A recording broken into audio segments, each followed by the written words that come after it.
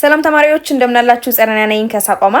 በዛሬው ቪዲዮአችን የግሬድ 11 ባዮሎጂ ዩኒት 6 የመጨረሻው ዩኒት ሪቪው ኩዌስችን የክላስ ጥያቄዎችን የምንሰራ ነው የሚሆነው።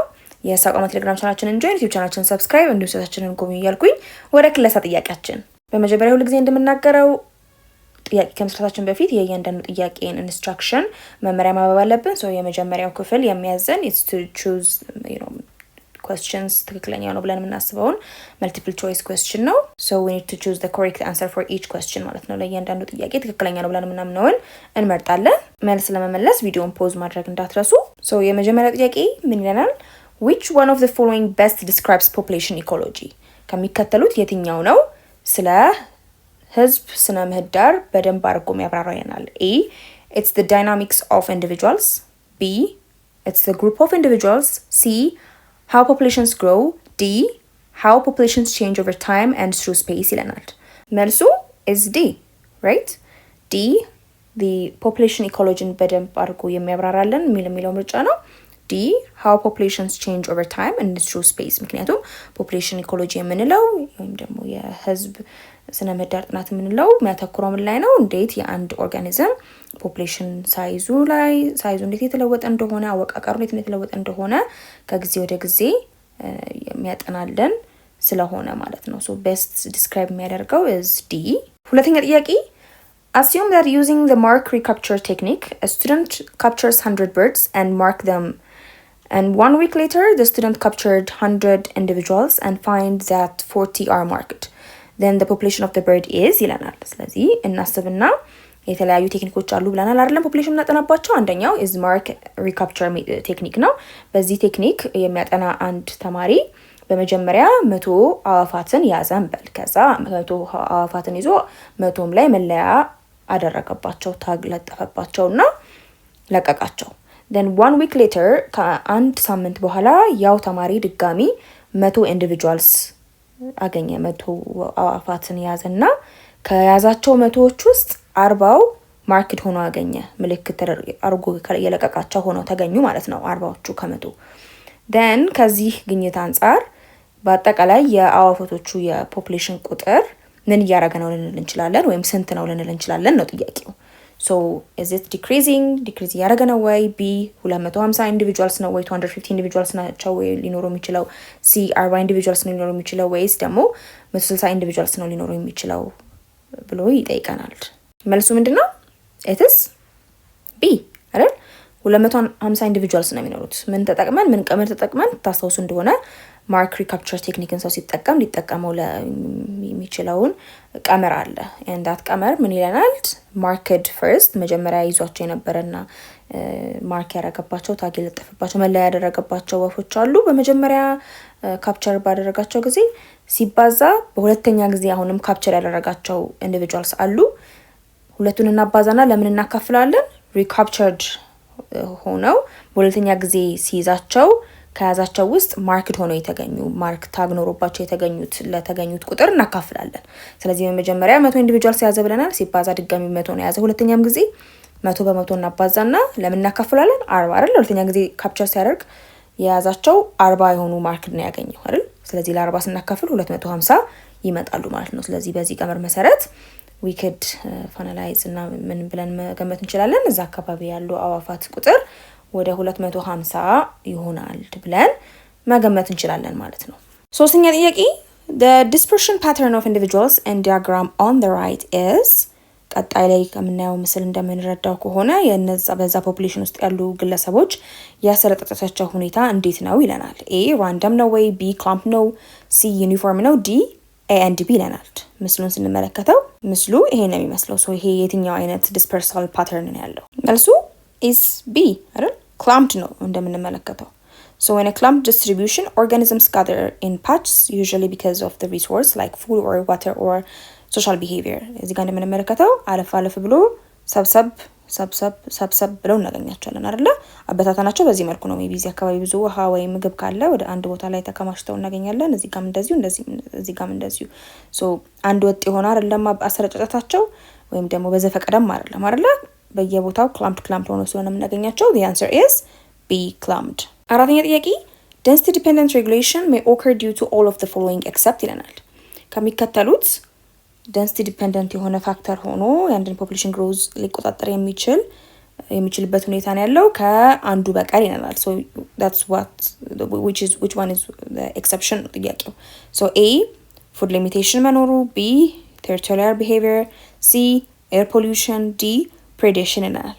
the answer is C አይደል? ሶ density dependent factors ምንላቸው ምን ላይ ዲፔንድ ያደርጋሉ? የአንድ ፖፑሌሽን ሳይዙ ዴንሲቲ ላይ ዲፔንድ ያደርጋሉ። የፖፑሌሽን ሳይዙ ከጨመረ በዛው ልክ የሚከሰቱበት ሁኔታ ይኖራል፣ ካነሰም እንደዚሁ። ስለዚህ they are density dependent አይደል? እንደ food predation territory እንዳልነው። ሶ air pollution ካየን it affects the population regardless of the density።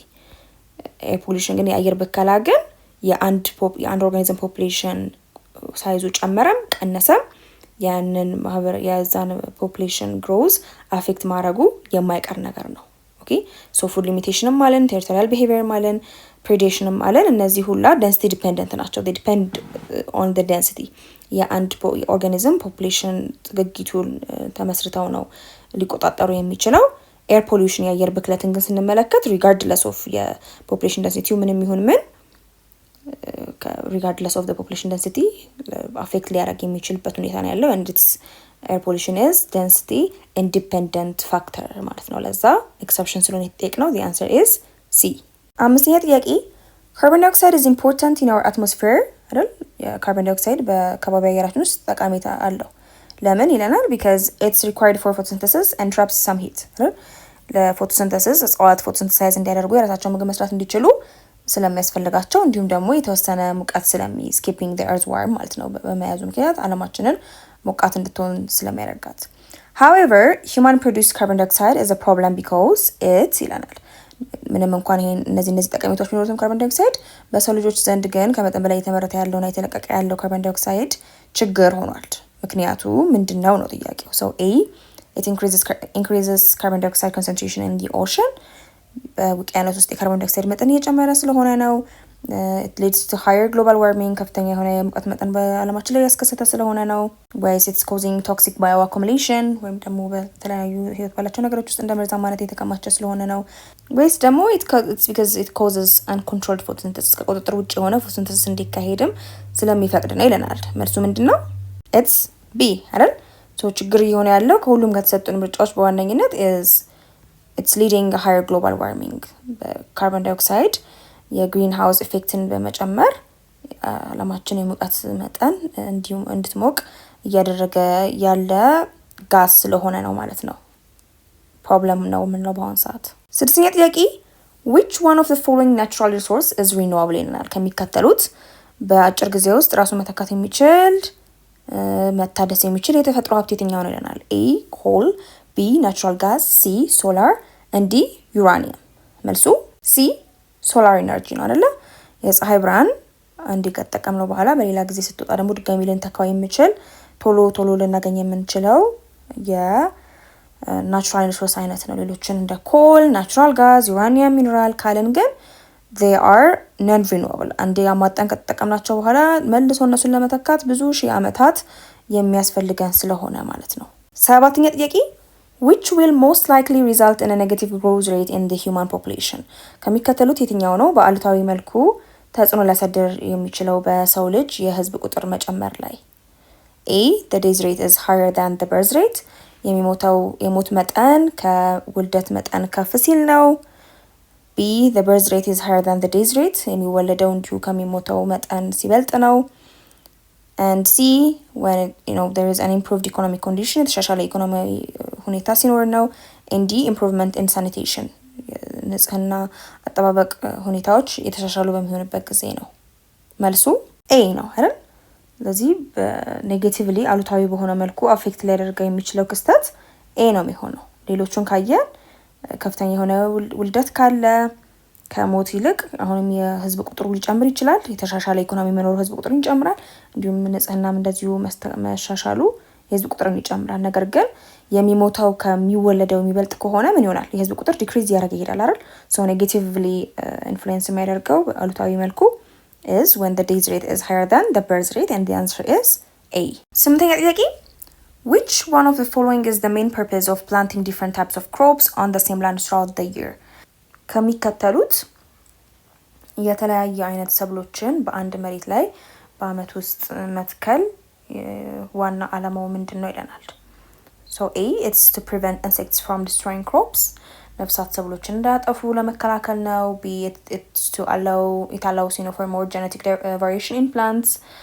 በእጽዋት ውስጥ የበለጠ የጄኔቲክ ልዩነት እና ብዝሃነት እንዲኖር ለማስቻል ነው።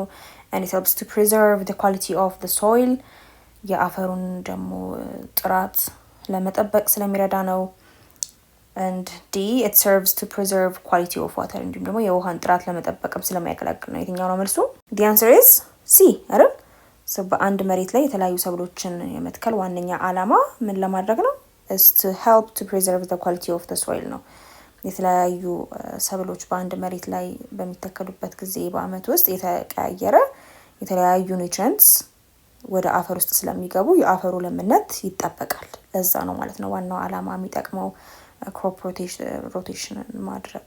Which of the following is a measure by child woman ratio? ከሚከተሉት ውስጥ ልጅና ሴት ጥምረትን የሚለካው የትኛው ነው? A, population growth, B, fertility, C, migration, D, mortality። የህዝብ ቁጥር መጨመር ነው፣ ፍልሰት ነው፣ የመራባት መጠን ነው ወይንስ የሞት መጠን? መልሱ B, fertility ነው አይደል? It estimates the number of children per woman of reproductive age። ይሄ የመራባት መጠን የሚያመለክትልን ምንድን ነው? አንዲት ሴት መራባት በምትችልበት እድሜዎች ገደብ ውስጥ ልትወልዳቸው የምትችለውን ልጆች የሚያመላክት ነው fertility rate። 10ኛ ጥያቄ which of the following can be drawn from the population pyramid of a country? ከአንድ ሀገር የፖፑሌሽን ፒራሚድ ምስል በመነሳት ልንደመድምና ልናቅ የማንችለው ነገር ከሚከተሉት የትኛው ነው ይለናል። A, the total population size ነው ጠቅላላ የህዝብ ቁጥሩን። B, population growth rate የህዝቡ መጠን እንዴት እያደገ እንደሆነ ፍጥነቱን ነው። C, age distribution of population ነው በየትኛው የእድሜ ገደብ ውስጥ ያለ ሰዎች በምን አይነት ደረጃ እንዳሉ አወቃቀሩን ማየት መቻል ነው። And D, birth and days rate የውልደትና የሞት መጠንን ነው። መልሱ A, total population size ነው አይደለ? ከአንድ ሀገር ፖፑሌሽን ፒራሚድ ምስል የሀገሪቷን ጠቅላላ የህዝብ ቁጥር ማወቅ አንችልም። ኦኬ ነገር ግን ያለውን የእድሜና የጾታ አወቃቀር መገንዘብ እንችላለን። not the exact total number. So the answer is A. 11ኛ ጥያቄ a bird releases many eggs each time they produce አይደለ? አንድ ወፍ በየጊዜው ስትራባ ብዙ እንቁላሎች ነው የምትጥለው።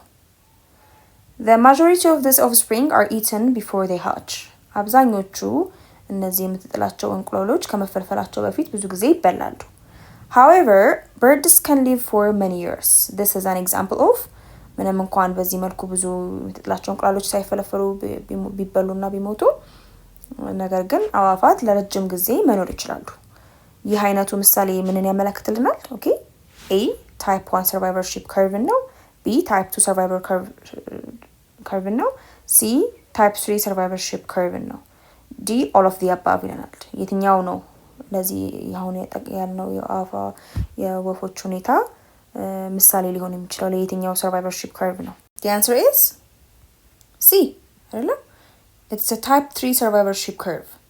ምክንያቱም high mortality የሚታይበት survivorship curve at the early stage is type 3። በመጀመሪያ የጨቅላ እድሜ ላይ ብዙ የሚሞቱ ከሆነ የአንድ ዝርያ ኦፍስፕሪንጎች ማለት ነው then survivorship curve is type 3። 12ኛ ጥያቄ chief air pollutant which is likely to deplete ozone layer is የኦዞን ሽፋንን ሊያሟጠጥ የሚችል ዋና የአየር ብክለት ከሚከተሉት የትኛው ነው? A, sulfur dioxide, B, carbon dioxide, C, nitrogen oxide and fluorocarbons, and D, carbon monoxide። መልሱ C, nitrogen oxide and fluorocarbons ናቸው አይደለ? ስፔሻሊ እነዚህ ክሎሮፍሎሮካርበንስ የምንላቸው ናቸው የኦዞንን ሌየር ዳሜጅ እያደረጉ እየጎዱ ያሉ ጋዝስ ዋነኞቹ እነዚህ ናቸው። 13ኛ ጥያቄ most abundant water pollutant is በጣም በከፍተኛ ደረጃ ውሃን እየበከለ የሚገኘው የትኛው ነው? A, detergent የተለያዩ ሳሙናዎች፣ B, pesticide ጸረ ተባይ መድኃኒቶች፣ C, industrial wastes ከኢንዱስትሪ የሚወጡ ቆሻሾች፣ and D, ammonia የትኛው ነው መልሱ? C, industrial wastes ናቸው አይደለ? They are the ones that contribute the largest volume of pollutant in many cases። በከፍተኛ ደረጃ የውሃ ብክለትን እያስከሰተ ያለው ከተለያዩ ኢንዱስትሪዎች እየወጣ ያለው ቆሻሻ ነው፣ ፍሳሽ ነው። 14ኛ ጥያቄ An environmental factor such as storms and extreme heat or cold that affects populations are እንደ አውሎ ንፋስ እና ደግሞ ከፍተኛ የሆነ የሙቀት ወይም ደግሞ የቅዝቃዜ መጠን መኖር በአካባቢ የሚሆን መኖር አካባቢ ሁኔታዎች ምን ብለን ውስጥ እንመድባቸዋለን? የትኛው አይነቶች ፋክተርስ ናቸው? A. Density dependent factors. B. Density independent factors. C. Population density. D. Dispersion. መልሱ it's B. Density independent factor አይደለ? እነዚህ የተለያዩ የተፈጥሮ ፋክተሮች they affect population ያንድን ኦርጋኒዝም ፖፑሌሽን ላይ ተጽዕኖ ሊያሳድሩ የሚችሉት regardless of the size of the population አይደለ? የአንድ ፖፑሌሽን መጠን ቢጨምር ቢቀንስ ምንም አይነት ተጽዕኖ አያሳድርበትም ይሄ ፋክተር የነ ፖፑሌሽን አፌክት እንዲያደርገው ማለት ነው። ሶ ምንም ይሁን ምን የፖፑሌሽኑ ሳይዝ እነዚህ አይነት ክስተቶች የተፈጥሮ ሁኔታዎች አንድን ፖፑሌሽን ላይ ተጽዕኖ ከማሳደር ወደ ኋላ አይሉም ነው። ሶ እንደ አይነቶቹ storms and extreme heat and coldness they are density independent factors. They are independent of the population size.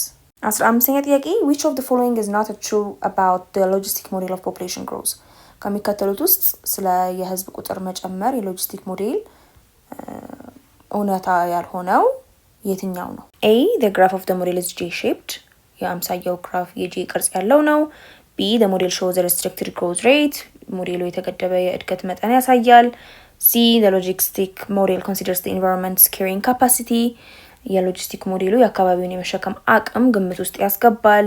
and D. The graph of the model is S-shaped. የአምሳያው ግራፍ የኤስ ቅርጽ ያለው ነው። መልሱ the answer is A አይደል? The graph of the model is J-shaped የሚለው እውነታ አይደለም ስለ ሎጂስቲክ ሞዴል ከዚ ሎጂስቲክ ግሮዝ ሞዴል S-shaped ነው የሚያሳየው ሞዴሉ it's not J-shaped ስለዛ the answer is A። ሌሎችን ምርጫዎች ግን ካየን ሁሉም የሎጂስቲክ ሞዴል ፖፑሌሽን ግሮዝን የሚወክሉ አረፍተ ነገሮች ናቸው። 16ኛ ጥያቄ what's likely to be true of a population with an age structure that's pyramid shaped? የፒራሚድ ቅርጽ ያለው ቤዙ የሰፋ ቅርጽ ያለው የእድሜ መዋቅር ያለው ህዝብ ምን ሊሆን ይችላል? A. It's expected to grow slowly in the future. ወደፊት ቀስ በቀስ ሊያድግ የሚችል ነው ተብሎ የሚጠበቅ የህዝብ አወቃቀር ነው ያለው። B. It's expected to decline in population size over time. ከጊዜ ወደ ጊዜ የህዝብ ብዛት ይቀንሳል ተብሎ ነው የሚጠበቀው። C. It has potential for rapid population growth in the future. ወደፊት የህዝብ ፈጣን የሆነ የህዝብ ቁጥር መጨመር አቅም አለው ተብሎ ነው የሚወሰደው። and D. This age structure is characteristics of zero population growth. እንደ አይነቱ ደግሞ የህዝብ አወቃቀር የሚያወቃቀር የዜሮ የህዝብ ቁጥር መጨመር ባህሪ ነው ብለን ነው የምንወስደው። መልሱ C. It has potential for rapid population growth in the future አይደለ? ዋይድ ቤዝ ያለው ስሩ የሰፋ የፖፑሌሽን ፒራሚድ ያለው ሀገር ወይም ደግሞ የሚያሳየን ፒራሚድ ምንድን ነው የሚያስገነዝበን ማለት ነው? ብዙ ያንግ ኢንዲቪጁዋልስ እንዳሉ ወጣቶች እንዳሉ ስለዚህ በዚህም የተነሳ ብዙ ሊወለድ እንደሚችልና ፈጣን የሆነ የህዝብ ቁጥር መጨመር ለወደፊት ሊያጋጥም እንደሚችል ያሳየናል ማለት ነው። So the answer is C። 17ኛ ጥያቄ at what year is the census carried? የህዝብ ቁጥር የሚካሄደው በየትኛው አመት ነው ይለናል። A. Every 5 years በየ5 አመቱ ነው። Every 7 years በየ7 አመቱ ነው። በየአመቱ ነው። Every 1 year ነው ወይንስ every 10 years ነው? መልሱ is D።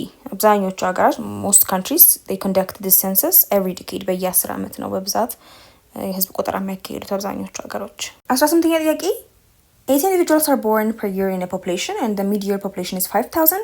What's the birth rate of that area ይለናል። በአንድ ህዝብ ውስጥ በአመት 80 ግለሰቦች ይወለዳሉ እና በመካከለኛው አመት እድሜ ላይ ያሉ ህዝብ ደግሞ ቁጥር 5000 ነው። ስለዚህ ከዚህ አካባቢ የወሊድ መጠን ስንት እንደሆነ ስናሰላ A 20 ነው፣ B 16 ነው፣ C 4 ነው፣ D 2 ነው። መልሱ it is 16 አይደለም? በርዝ ሬቱ የወሊድ መጠኑን ስናጸና እንዴት ነው የምናጠናው? ቀመር የምንወስደው ነምበር ኦፍ በርዝ አለ የተወለደ ሰው አለ ሲካፈል ለቶታል ፖፑሌሽኑ እናደርግና ሲባዛ we multiplied 1000 times okay which is 16 ማለት ነው። so 80 አሉ የተወለዱ ጠቅላላ ደግሞ ቶታል ፖፑሌሽኑ 5000 ነው። ካካፈልን በኋላ በ1000 ስናባዛው 16 ይመጣል። so the answer is 16። ከዚህ እንደምናውቀው በርዝ ሬት የሚሰራው per 1000 people ስለሆነ ማለት ነው በ1000 ምናባዛው እዚህ ጋር so በዚህ ቀመር መሰረት ስንሰራው ነው the answer የምናገኘው which is 16። 19ኛ ጥያቄ the 20 individuals are, dying per year in a population and the mid-year population is 7,000. What's the days rate of the area? that area ይለናል። በአንድ ህዝብ ውስጥ ወደ 20 ግለሰቦች በአመት የሚሞቱ ቢሆንና በመካከለኛው አመት ላይ ደግሞ የህዝቡ ቁጥር 7000 ቢሆን then የሞት መጠኑ የዛ አካባቢ የሞት መጠን ምን ያህል ነው ይለናል። A 13 B 30 C 2.8 and D 29 መልሱ C 2.8 ነው። ለምን ካልን days rates ካልኩሌት የምናደርግበት ቀመር is number of days አለ which is 20 ሲካፈል by the total population 7000 and we multiply it by 1000 again days rate ውን ካልኩሌት የምናደርገው per 1000 person ስለሆነ always በርዝም ሆነ days rate then ካልኩሌት ስናደርግ it's around 2.8 ስለዚህ the answer is 2.8 ቀጥለን 20ኛው ጥያቄን ከመስራታችን በፊት እነዚህን population pyramids ማስተዋል ይጠበቅብናል። so 20ኛው ጥያቄ ምን ይላል? which of the following is most likely explanation for the differences in the population pyramid? ቀደም ሲል ካያየናቸውን population pyramids ተመልክተን ከሚከተሉት ውስጥ በህዝብ ፒራሚዶቹ ውስጥ ያለውን ልዩነት መካከል ያለው ልዩነት በጥሩ ሁኔታ ሊያብራራና ሊገልጽ የሚችለው የትኛው አረፍተ ነገር ነው ይለናል። A region A has higher dependency ratio than region B ክልል A ከፍተኛ የሆነ ጥገኝነት ጥምረት አለው። B region B has a higher population density than region A የክልል B ነው ከA ከፍተኛ የሆነ የህዝብ ጥግግት ያለው። and C region A has a higher childhood mortality rate than region B ክልል A ከክልል B አንፃር ከፍተኛ የሆነ የልጆች የሞት መጠን አለው። and D region B has higher total fertility rate than region A ክልል B ከክልል A በበለጠ መልኩ የመራባት መጠን አለው ይለናል። መልሱ is D region B has a higher total fertility rate than region A እዚህ ጋር ከምስሉ እንደምንረዳው ክልል B ከክልል A አንፃር ከፍተኛ የሆነ የመራባት መጠን ያለው መሆኑን እናያለን። እንደምናየው wider base የምናየው በዚህኛው ክልል population pyramid ላይ ስለሆነ። 20ኛው ጥያቄ based on the information presented in the population pyramids it's reasonable to infer that compared with government in region A governments in region B will be devoting a greater proportion of state spending over the next decades to which of the following needs ይለናል። ቀደም ብለን ባየነው በህዝብ ፒራሚዶች ውስጥ በቀረበው መረጃ ላይ በመመርኮዝ በክልል A ካለው መንግስት ጋር ሲነጻጸሩ ክልል B ጋር ያለው ክልል መንግስት በሚቀጥሉት 10 ዓመታት ውስጥ ከፍተኛ መጠን ያለው የመንግስት ወጪ ከሚከተሉት ፍላጎቶች ውስጥ ለየትኛው የሚያጠፋ ይመስላችኋል? ስንገምት ያጠፋል ብለን መገመት የምንችል ይመስላችኋል? ወይም ደግሞ ምክንያታዊ ይሆናል ያ መንግስት ለተወሰነ ፍላጎት ወጪ ቢያወጣ? A ለኮሚኒኬሽን ኤንድ ኢንፍራስትራክቸር የሚያወጣ ነው የሚመስላችሁ? B ለስኩል ኮንስትራክሽን ለትምህርት ቤት ግንባታ ነው? C ለሄልዝ ኬር ለጤና እንክብካቤነት የሚያገለግሉ ቦታዎችን መገንባት ላይ ነው? ወይስ D ሃይዌይ ዴቨሎፕመንት ላይ ነው? መልሱ the answer is B አይደለም። ከፒራሚዱ እንደምንመለከተው region B has many children ብዙ ልጆች ያሉበት መሆኑን ያመለክታል አይደለም? the base of the pyramid እና ወጣቶች ብዙ እንዳሉ ስለዚህ ከሱ እንደምንረዳው ብዙ ትምህርት ቤት ሊያስፈልግ ይችላል ማለት ነው። ከሁሉም ፍላጎቶች በከፍተኛ ደረጃ ወጪ ሊያስፈልገው የሚችለው ወይም ደግሞ ሊያጠፋ የሚችለው በግምት ሊያጠፋ የሚችልበት ምክንያት ለስኩል ኮንስትራክሽን ሊሆን ይችላል ማለት ነው። so the answer is B። 22ኛ ጥያቄ which one of the following is said to be the most important cause or reason for the extinction of animals and plants? ከሚከተሉት ውስጥ ለእንስሳትና ለእጽዋት መጥፋት ምክንያት ነው ተብሎ የሚወሰደው የትኛው ነው? A loss of habitat and fragmentation የመኖሪያ ቦታ መጥፋትና መከፋፈል። B overexploitation of species የተለያዩ ዝርያዎች ከመጠን በላይ መበዝበዝ። C invasion of alien species ከሌላ ቦታ የሚመጡ ወራሪ ዝርያዎች መኖራቸው። and D coextinction የተለያዩ ዝርያዎች በአንድ ላይ የመጥፋት ሁኔታ። መልሱ A loss of habitat and fragmentation ነው። በዋነኝነት ከዚህ ከተጠቀስናቸው ሁላ በዋነኝነት መንስኤ ሊሆን የቻለው የተለያዩ ዝርያዎችና እጽዋት የእንስሳትና የእጽዋት ዝርያዎች እንዲጠፉ መንስኤ ሊሆን እየቻለ ያለው is loss of habitat and fragmentation ነው። this is the leading global cause of biodiversity loss። 23ኛ ጥያቄ In which approach do we protect or conserve the animals that need urgent measures to save it from extinction? አደጋ ውስጥ ያሉ እንስሳትን ከመጥፋት ለማዳን አስቸኳይ urgent የሆነ እርምጃ የሚያስፈልጋቸውን እንስሳት በየትኛው አቀራረብ ነው ልንጠብቃቸው የምንችለው ልንከላከላቸው የምንችለው ይለናል። A በኢንሲቱ ኮንዘርቬሽን በዛው ባሉበት ቦታ ሆኖ እንክብካቤ በማድረግ B on site conservation again በዛው በሚኖሩበት ቦታ ላይ ሆኖ ጥበቃ በማድረግ C በኤክስቲቱ ኮንዘርቬሽን ከቦታ አውጥቶ ሌላ ደግሞ የተጠበቀ ቦታ ላይ በመንከባከብ and D no conservation ምንም አይነት ጥበቃ ባለማድረግ። መልሱ C ኤክስቲቱ ኮንዘርቬሽን ነው አይደለ?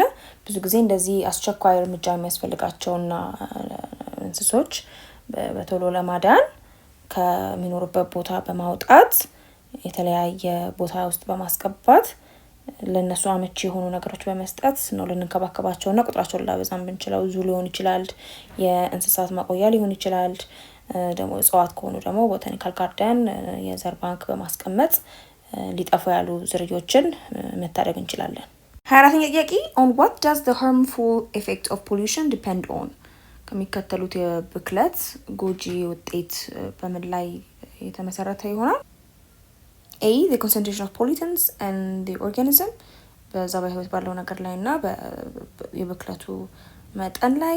B the concentration duration of exposure to pollutants and the organism again የበካዩ መጠን እና ደግሞ ያ ኦርጋኒዝም ለዛ በካይ ኬሚካል የተጋለጠበት ጊዜ። C the concentration of pollutants and duration of exposure የብክለት ክምችቱና የተጋላጭነት ቆይታ and D the organism only ወይም ደግሞ ያ ህይወት ያለው ነገር ብቻ። ስለዚህ የቱ ላይ የተመሰረተ ይሆናል ያ በካይ ነገር የሚያመጣው የጎጂነቱ ባህሪ? መልሱ B የፖሊታንቱ ኮንሰንትሬሽንም ኦርጋኒዝሙ ለፖሊታንቱ የተጋለጠበት የጊዜ ቆይታም እንዲሁም ደግሞ የኦርጋኒዝሙ አይነት እነዚህ ሶስቱ ነገር ላይ ይሆናል ማለት ነው የጉዳቱ ውጤት እና ተጽዕኖ የሚወሰነው። 25ኛ ጥያቄ what happens when phosphorus, nitrates and detergents in water lead to an acceleration in the growth of algae? በውሃ ውስጥ ያሉ እንደ ፎስፈረስ፣ ናይትሬትስ እና ዲተርጀንትስ ወይም ሳሙናዎች በማደጋቸውና በመጓታቸው ምክንያት ውሃው ውስጥ ያሉ አልጌዎች እድገት መጨመር በፍጥነት ማደግ ምን እንዲከሰት ያደርጋል? ምንን ያስከስታል? A extinction የዝርያዎቹ መጥፋት። B eutrophication። C increase in the number of fish በውሃ ውስጥ ያለው የአሳ ብዛት መጨመር። D increase in the number of aquatic plants ደግሞ ዲ ደግሞ በውሃ ውስጥ ያሉ ተክሎችን ቁጥር መጨመር። መልሱ it's B አይደለም? eutrophication ነው የሚከሰተው። eutrophication የሚለው ምን ሂደት ነው? ከተለያዩ ፈርቲላይዘርስ ማዳበሪያዎች የሚመጡ እንደ ፎስፈረስ፣ ናይትሬት እና ሳሙናዎች በውሃ ውስጥ በመግባታቸው ምክንያት ውሃው በአልጌ ይሸፈንና አልጌው የፀሐይ ብርሃንን በመከልከሉ ምክንያት በውሃ ውስጥ ያለ ኦክሲጅን መጠን ያንሳል። ምክንያቱም በውሃ ውስጥ ያለ ፕላንትስ ፎቶሲንተሳይዝ ማድረግ ስለማይችሉ በዚህም የተነሳ በውሃ ውስጥ ያሉ ህይወት ያላቸው ነገሮች የሚሞቱበት ክስተት ነው ብለናል። so this process is eutrophication ነው የምንለው። so the answer is B። 26ኛ ጥያቄ what happens to the concentration of DDT in each trophic level? በእያንዳንዱ ትሮፊክ ሌቭል የዲዲቲ መጠን ምን እየሆነ ነው የሚመጣው? A ዲክሪዝ እያደረገ እየቀነሰ። B it remains unchanged ምንም አይነት ሳይለዋወጥ ይቆያል። C it increases። D it becomes zero ጨምራል። C ነው። ከዛ ደግሞ ወይ ደግሞ ዜሮ ይሆናል ደግሞ D ነው። መልሱ የትኛው ነው? C it increases አይደለ? ባዮማግኒፊኬሽን ብለን ተምረናል። what's biomagnification? አንድ መርዛማ የሆነ ኬሚካል በየትሮፊክ ሌቭሉ በፉድ ቼን በምግብ ሰንሰለት ውስጥ እያለፈ ሲመጣ እየጨመረ የመምጣቱን ነገር ነው ብለናል። so because of this biomagnification በእያንዳንዱ ትሮፊክ ሌቭል ላይ የዚህ የዲዲቲ አማውንት ኮንሰንትሬሽኑ እየጨመረ ነው የሚመጣው። so the answer is C። 27ኛ ጥያቄ which gases are commonly known as greenhouse gases? ከሚከተሉት የትኞቹ ጋዞች በተለምዶ የሙቀት አማቂ ጋዞች በመባል ይታወቃሉ? A ካርቦን ዳይኦክሳይድ፣ B ናይትሮጅን፣ C ክሎሪን፣ D ኦክሲጅን። መልሱ A ካርቦን ዳይኦክሳይድ ነው አይደለ? ከሌሎቹ ካርቦን ዳይኦክሳይድ ነው ግሪን ሃውስ ጋዝ ብለን የምንጠራው። ኦልራይት አሁን ደግሞ ወደ ሁለተኛው ክፍል እንሂድ። የክለሳ ጥያቄያችሁ ሁለተኛ ክፍል ደግሞ ኢትስ አባውት ሾርት አንሰርስ። መመሪያው ምን ይላል? ራይት አ ሾርት አንሰር ፎር ዘ ፎሎዊንግ ኩዌስችንስ። ለእያንዳንዱ ጥያቄዎች አጠር ያለ መልስ መልሱ ይለናል። አሁንም መልስ ለመመለስ ቪዲዮውን ፖዝ ማድረግ አትርሱ። የመጀመሪያው ጥያቄ ምን ይላል? ዋትስ ግሪን ሃውስ ኢፌክት? ምንድነው ግሪን ሃውስ ተጽዕኖ የምንለው ነገር? and how it causes global warming? እንዴትስ ነው የዓለም የሙቀት መጨመርን የሚያስከትለው? and what's the effect on living things? እንዲሁም ደግሞ በህይወት ባላቸው ነገሮች ላይ ያለው ተጽዕኖ ምንድነው ነው የሚለን ጥያቄው። so green house effect የምንለው የትኛውን ሂደት ነው? it's the process where gases like carbon dioxide trap heat in the earth's atmosphere. ልክ እንደ ካርቦን ዳይኦክሳይድ ያለ ሙቀት አማቂ ጋዞች የምድራችን ከባቢ አየር ውስጥ በከፍተኛ መጠን በመኖራቸው ምክንያት ሙቀት ሲታመቅ ነው ኦኬ ግሪን ሃውስ ኢፌክት የምንለው የሚታመቅበትን ሂደት ነው። and this keeps the planet warm enough for life. በዚህ የተነሳ የምንኖርባት ዓለማችን ሞቃት ትሆናለች። ነገር ግን ይሄ በመጠነኛው መጠን ሲገኙ ነው። however excess amount of greenhouse gases ኖሩ ማለት from the human activities በተለያዩ የሰዎች ልጆች ተግባርና ስራዎች አማካኝነት የነዚህ greenhouse gases በአካባቢ አየር ውስጥ መጨመሩ more heat trapped እንዲሆን እንዲያዝ እንዲታመቅ ስለሚያደርግ it causes global warming የዓለም የሙቀት መጨመርን እንዲከሰት ያደርጋል ማለት ነው። ይሄ ደግሞ this greenhouse effect ያለው በህይወት ባላቸው ነገሮች ላይ የሚያካትተው ነገር ምንድነው? አንደኛ ክላይሜት ቼንጅ እንዲኖር ያደርጋል። የአየር ንብረት ለውጥ እንዲከሰት በሱም የተነሳ ሙቀት ጨረሮች ወደ ምድር መድረስ፣ ድርቅ መከሰት፣ ጎርፍ መከሰት ሊሆን ይችላል። and loss of habitats and biodiversity የተለያዩ ህይወት ያላቸው ነገሮች መኖሪያ ቦታቸው መጥፋትና ብዝሃ ህይወቶች መጥፋት፣ change in species distribution የተለያዩ ዝርያዎች ያሰጣጣቸው ሁኔታ ይቀየራል። እንዲሁም ደግሞ humans and animals ላይ የተለያዩ የጤና እክሎች ችግሮች እንዲያጋጥሙ በማድረግ ነው ማለት ነው ተጽዕኖ የሚያሳይ። ሁለተኛ ጥያቄ what's the difference between logistic and exponential growth and what conditions support exponential population growth? በሎጂስቲክ እና በኤክስፖኔንሻል ገላጭ ግሮዞች የህዝብ ቁጥር መጨመርን የሚያሳዩ ሞዴሎች ማሳያዎች መካከል ያለውን ልዩነት ምንድነው? እንዲሁም ደግሞ ኤክስፖኔንሻል ግሮዝ ፖፑሌሽን ግሮዝን ሁኔታ የሚደግፉ ሁኔታዎች የትኞቹ ናቸው ይለናል። ሶ ስንመልስ exponential population growth የምንለው it's when the population increases rapidly in J-shaped curve when resources are unlimited. ይሄ አይነት የፖፑሌሽን እድገት የሚገልጽልን ምን ሲሆን ነው? የአንድ ኦርጋኒዝም ፖፑሌሽን በከፍተኛ መጠን እየጨመረ ሲመጣ ነው። ምንም አይነት እክል በማያጋጥምበት የሪሶርስ የተፈጥሮ ሀብት ወይም ደግሞ ያንን ፖፑሌሽን ሊደግፍ የሚችለው ሪሶርስ አንሊሚትድ ሲሆን የማያልቅ በሚሆንበት ጊዜ በፍጥነት የአንድ ኦርጋኒዝም ፖፑሌሽን ኢንክሪዝ የሚያደርግበትን ነው የሚያሳየን ኤክስፖኔንሻል ግሮዝ በጄ ሼፕድ ከርቭ እና የጄ ሼፕድ ኩርባ የሚያሳይ ሞዴል ነው። ሎጂስቲክ ደግሞ ካልን it's the population grows fast at first and slows and stabilizes at carrying capacity and it's a S-shaped curve. ይሄኛው ደግሞ ሪያሊስቲክ ሆነን since resources የሚያልቁ ስለሆነ ሊሚትድ የሚሆኑ ስለሆነ እንዲሁም ደግሞ አንድ ኢንቫይሮንመንት ተሸክሞ ደግፎ ሊያቆይ የሚችልበት የራሱ የሆነ አቅም ስላለው እስከዛ አቅም ድረስ የፖፑሌሽን እድገት ይኖርና ከዛ ግን carrying up capacity ጋር ሲደርስ ስቴቢላይዝ የሚሆንበት የሚቀዘቅዝበት እድገቱ የሚወርድበት ሁኔታና ኤስ ሼፕድ ከርቭ የሚሰራ የፖፑሌሽን ግሮዝ ሞዴል ነው ደግሞ ሎጂስቲክ ግሮዝ የምንለው። and conditions that support for exponential growth so የአንድ ኦርጋኒዝም ፖፑሌሽን ግሮዝ እንዲጨምር የሚደግፉ ነገሮች አንደኛ abundant resources መኖራቸው ነው። በብዛት የሪሶርስ መጠን ካለ ኤክስፖኔንሻሊ አንድ ኦርጋኒዝም ፖፑሌሽን ይጨምራል።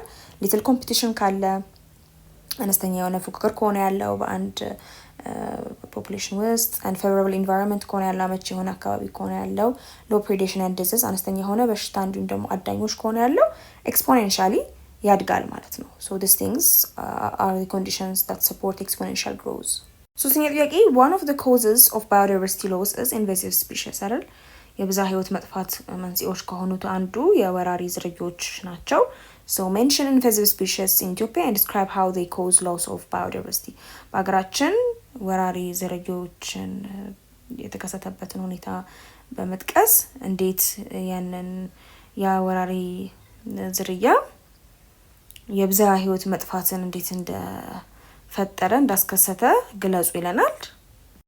ምሳሌዎችን ብናነሳ በሀገራችን ኢትዮጵያ ስለ ወራሪ ስለሆኑ እጽዋት ወይም ዝርዮች አንደኛው ዊዝ ዋተር ሃይሲን እምቦጭ የምንለው ነው። ሌክ ጣናን ወሮት የሚገኘው ተክል እንዲሁም ደግሞ ፕሮሶፒስ ጁሊ ፍሎራ የሚባል ደግሞ መሽቁጤ ዛፍ አለ በተለምዶ የሚባል በአፋር ሪጅን። እነዚህ ኢንቬዚቭ ስፒሺስ ናቸው። their effect on biodiversity በብዝሃ ህይወት ላይ ያላቸው ደግሞ ተጽዕኖ ምንድነው? አንደኛ they compete with the native species for resource በዛ አካባቢ ኦልሬዲ ኖሩ የነበሩ በዛ አካባቢ በቅለው የነበሩ ዝርያዎች እየኖሩ የነበረ ዝርያዎችን ጋር ፉክክር ውስጥ ያስገባቸዋል። ስለዚህ ሪሶርስ እጥረት ሊኖር ይችላል። they alter habitat የዛ የወረሩት ቦታ የአኗኗር ሁኔታውን ሊቀይሩት ይችላሉ መኖሪያ ቦታውን and it may reduce species diversity እነሱ እዛ ቦታ ላይ በመገኘታቸው ምክንያት እነሱን የማይጠቀሙ ዝርያዎች ይኖራሉ። ስለዚህ እነዛ ዝርያዎች ሊጠፉ ይችላሉ and they block waterways and affect agriculture በተመሳሳይ ሁኔታ ደግሞ በተጨማሪም ደግሞ የተለያየ የውሃ መጓጓዣን ይዘጉና እንዲሁም ደግሞ ግብርናዎች ላይም ተጽዕኖ ሊያሳድሩ ይችላሉ ማለት ነው እነዚህ ወራሪ ዝርያዎች ስለሆኑ። አራተኛ ጥያቄ how does the age sex structure of a population influence growth ይለናል። የአንድ ህዝብ እድሜና የጾታ መዋቅር በእድገት ላይ ምን አይነት ተጽዕኖ ሊያሳድር ይችላል ነው ጥያቄው። ስንመልስ የአንድ አገር የአንድ ህዝብ age sex structure እድሜና ጾታ መዋቅር ምንን ያሳየናል? it shows the number of males and females in different age group አይደለ? በጾታ ወንድና ሴት የሆነው ምን ያህሉ እንደሆነ እንዲሁም ደግሞ በየትኛው እድሜ ክልል ውስጥ እንደሚገኝ የሚያሳየን ነው የሚሆነው። so if a population has many young people there is rapid growth ማለት ነው። ስለዚህ ከዚህ ደግሞ መዋቅር የምንረዳው ከፍተኛ የሆነ የወጣቶች ቁጥር ካለ ምንን ያመለክትልናል? ከፍተኛ የሆነ የህዝብ ቁጥር እየጨመረ እንደሆነ ሊጨምር እንደሚችል ያመለክትልናል። and if mostly are older people ደግሞ ስንመለከት አወቃቀሩን የአንድ ህዝብ age sex structure አብዛኛው ሰው older people ከሆነ አዛውንት እድሜ ላይ ያሉ ከሆነ then the population decline የሚያደርግበት ወይም ቀስታ የሚያድግበት ሁኔታ የሚኖረው ማለት ነው። አምስተኛ ጥያቄ explain what can be learned about a population from its population pyramid ከአንድ የፖፑሌሽን ፒራሚድ ምስል ስለ አንድ ህዝብ ምን መረጃ ልናገኝ እንችላለን የሚለው ነገር እናብራራለን። ስለዚህ ከአንድ ፖፑሌሽን ፒራሚድ ምን ሊያሳይልን ነው ልገነዘብ እንችላለን? አንደኛ ኤጅ ዲስትሪቢዩሽን በዛ ሀገር ውስጥ ያለ የእድሜ አሰረጫጨቱ በምን ያህል እንደሆነ፣ ግሮስ ትሬንድ እያደገን ያለው ስቴብል ነው ወይስ የቀዘቀዘ ነው የህዝቡ ቁጥር የሚለውን መረዳት እንችላለን። ዲፔንደንሲ ሬሽዮ በብዛት ያ ፖፑሌሽን ዲፔንድ ያደረገው በያንጉ ነው ወይንስ ወጣቱ ማህበረሰብ ነው የሚበዛው ወይንስ ኦልዱ ላይ ነው ዲፔንደንት የሆነው? አዛውንት እድሜ ላይ ያሉት ናቸው። ወርክ ፎርስ ሳይዝ ስራ ላይ የሚውል ማህበረሰብ ነው ያለው ወይንስ ስራ መስራት የማይችል ማህበረሰብ ነው የሚለውን መረዳት እንችላለን። እንዲሁም ደግሞ ላይፍ ኤክስፔክታንሲንም መገንዘብ እንችላለን። የዘ ፖፑሌሽን የህይወት ዘመን ግምትንም እንደዚሁ ልንገነዘብ እንችላለን ከአንድ ፖፑሌሽን ፒራሚድ በመነሳት ወይም በመመልከት። ስድስተኛ ጥያቄ the 100 individuals are born per year in a population and the mid-year population is 5000 then what's the birth rate ይለናል። በአንድ ህዝብ ውስጥ 100 ግለሰቦች በአመት ቢወለዱና በግማሽ በመካከለኛው አመት ላይ ወደ የህዝብ ቁጥር 5000 ቢሆን then የዛ ፖፑሌሽን birth rate የወሊድ መጠን ስንት ነው ይለናል። መልሳችንን ስንመልስ birth rate የወሊድ መጠንን እንዴት ነው ካልኩሌት የምናደርገው? የምናሰላው በዚህ ቀመር መሰረት ነው አይደለ? የተወለዱት ሲካፈል ለቶታል ፖፑሌሽን ኦፍ ዳት ኤሪያ times by 1000 cuz always birth rate ካልኩሌት የሚደረገው per 1000 people ስለሆነ ማለት ነው። 100 ተወልዷል ብለናል። 5000 ነው ጠቅላላ የህዝብ መጠን። 100 ሲካፈል 5000 ሲባዛ በ1000 20 per 1000 people። ስለዚህ the birth rate is 20 ማለት ነው ብለን እንመልሳለን። የጊቭ ሾርት አንሰር የመጨረሻው ጥያቄ ምንድነው የሚጠይቀን? Question number 7 describe the difference between population density and distribution. Why organisms aren't always distributed evenly throughout their habitats. በህዝብ ጥግግትና በስርጭት መካከል ያለው ልዩነት ምንድነው? እና ደግሞ ለምንድነው የተለያዩት ያላቸው ነገሮች ሁሉ ጊዜ በመኖራቸው ውስጥ በእኩል መጠን ተሰራጭተው የማናገኛቸው ነው ጥያቄ። ሶ የመጀመሪያው ጥያቄ ስንመልስ ፖፑሌሽን ዴንሲቲ ምንድነው ለሚለው ነገር ወይም የፖፑሌሽን ጥግጊት ኢትስ ዘ ነምበር ኦፍ ኢንዲቪጁዋል ፐር ዩኒት ኤሪያ፣ በአንድ ውስን በሆነ ኤሪያ ውስጥ ምን ያህል ግለሰቦች ይኖራሉ የሚለውን የሚያመለክትልን ነው ፖፑሌሽን ዴንሲቲ። ዲስትሪቢዩሽን ኦር ደግሞ ዲስፐርሽን የምንለው ደግሞ how individuals are spaced፣ እያንዳንዱ ግለሰቦች በምን አይነት መልኩ ነው ተሰራጭተው የምናገኛቸው? ክላምፕድ ሆነው ነው ተሰብስበው ነው? ራንደምሊ ነው በዘፈቀደ ተበትነው ነው የምናገኛቸው? ወይንስ ደግሞ በዩኒፎርም ወጥ በሆነ መልኩ ተሰራጭተው ነው የምናገኛቸው የሚለውን የሚያመለክትልን ነው ዲስትሪቢዩሽን ኦር ዲስፐርሽን የምንለው ነገር። ሁለተኛ ጥያቄ ደግሞ organisms are not evenly distributed because of፣ ለምንድነው ኦርጋኒዝምስ በአንድ ወጥ ሁሉም ላይ እኩል ተሰራጭተው ማናገኘው? ምክንያቱም ምንድነው የተለያየ በዛ በሚኖሩበት ቦታ availability of resource ይለያያል አይደለ? ከቦታ ቦታ የምግብ የሚያገኙበት ቦታ ውሃ የሚያገኙበት ቦታ ስለሚለያይ ሞር ውሃና ሞር ምግብ ያለበት ቦታ ላይ ተሰራጭተው እናገኛለን። እንዲሁም ደግሞ ኢንቫይሮንመንታል ኮንዲሽኑ የማይስማማ ከሆነ እንዲሁም ወደ የሚስማማ ቦታ ስለሚሄዱ ተበትነው ነው የምናገኛቸው። ሶሻል ቢሄቪየር፣ አንዳንዴም ደግሞ የእንስሳቱ ማህበራዊ ባህሪ ያላቸው አንድ እንስሳ ስለሚለያይ በሱ ምክንያት ተሰራጭተው ልናገኛቸው እንችላለን። ፕሬዴሽን በመኖሩ ምክንያት፣ ኮምፒቲሽን በመኖሩ ምክንያት፣ አዳኝ በመኖሩ ምክንያት አንዳቸው ከአንዳቸው ሊፎካከሩ እዛው ውስጥ ያለ እርስ በእርስ ባለው ዝርያ በተመሳሳይ ዝርያዎች መካከልም ሆነ በተለያዩ ዝርያዎች መካከል ፉክክር ሊኖር ስለሚችል በእነዚህ ምክንያቶች አማካኝነት እኩል በኩል ተሰራጭተው አናገኝም ማለት ነው። ህይወት ያላቸው ነገሮች not evenly distributed ብለን እንመልሳለን ማለት ነው። ስለዚህ በዚህ መልኩ የዩኒት 6 ሪቪው ኩዌስችንን አብረን ሰርተናል። በአጠቃላይ ዩኒት 6 መቋጫው ይሄ ቪዲዮ ይሆናል ማለት ነው። ስለ ዩኒት 6 በደንብ እንደተረዳችሁ እንደተገነዘባችሁ ተስፋ አደርጋለሁ። የሳቋማ ቴሌግራም ቻናላችንን ጆይን፣ ዩቲዩብ ቻናላችንን ሰብስክራይብ፣ እንዲሁም ደግሞ ዌብሳይታችንን ጎብኙ። ጥያቄዎች፣ አስተያየቶች ካላችሁ እዛ ላይ ጻፉልን እያልኩኝ በቀጣይ ሌሎች ቪዲዮዎች እስከምንገናኝ ድረስ ቻው፣ ሰላማችሁ ይብዛ።